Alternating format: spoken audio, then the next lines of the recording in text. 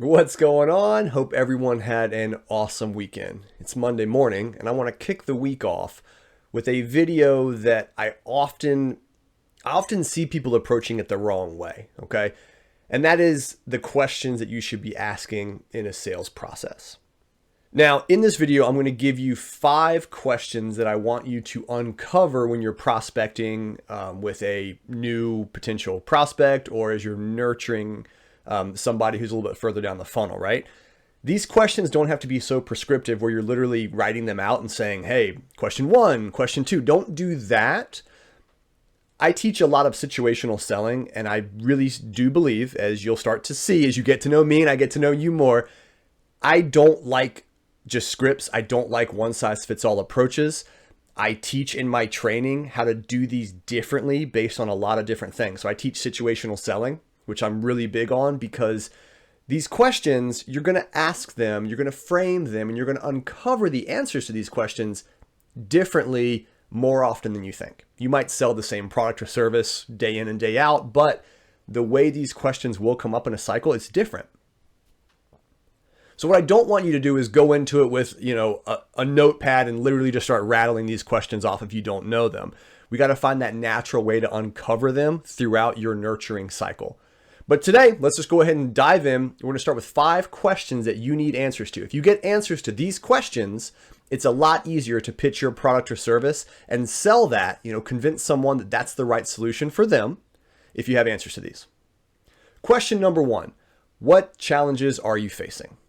Seems obvious, but a lot of people don't go into this knowing the challenges early on. I put this as number 1 because this is one of the things I want you to uncover earliest in the process. The sooner you know the challenges that they are facing, the easier it is to start catering your sales pitch and your sales cycle and your process to fixing those challenges. Because remember, you're selling the same thing day in and day out, but the people you're talking to will have different challenges for their personal or professional lives. If your product or solution fixes those, solves those challenges, becomes a lot easier. But if you don't know them, you can't really do that. Asking in some flavor, some way, again, don't just say, what are your challenges, right? Find a better way to do it, and I can teach you that. But knowing their challenges, you're going to start to uncover the pain points. And the pain points are very, very important because then you can start solving those. Somebody has a pain here, you can say, well, this is how we do this. We can solve that problem. That also begins to uncover priorities. They're going to list their challenges in the order of importance to them. That's going to help you understand, hey, is the process, is what's coming down the pipeline, is our next steps, are those focusing on the challenges that are important to them earlier? Or are we waiting too long and then we'll start to lose that person? We'll start to lose their attention. We'll start to lose their enthusiasm. So if they might rattle off 4 challenges, the first challenge they give you, that's most important to them. Knowing that is going to give you a ton of ammo in your process. Question number 2, what are your goals for, and then insert kind of like their role or the challenges they're facing. What are your goals for the next 6 to 12 months? You've uncovered the challenges already. Now you're trying to figure out what the goals are.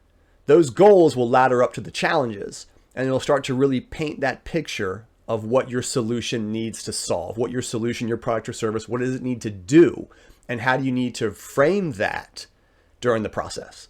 Question number 3 is one of my favorite things to uncover, and that is, what does your current process look like? So what does your current process for XYZ look like? This is where your prospect's going to start to lead you down. Okay, well, this is how we accomplish this. They're going to start talking about not only the process, but they're going to go back and start talking about their challenges as they illustrate what that process is for you. If they're pretty forthcoming and talk a lot about this, this is where you're going to get the most information, the most ammo you possibly can for how your product or service fits into these challenges, right? So let's say they're a company that creates a product, right? They have a warehouse, they have a fulfillment center, and they're illustrating their process, right? So to make product A, it takes 43 steps, and they are going to start talking through what those steps are. Well, your product or solution might take it from 43 steps down to 31 steps. And that is making them more efficient. That is increasing their revenue. That's decreasing the time it takes.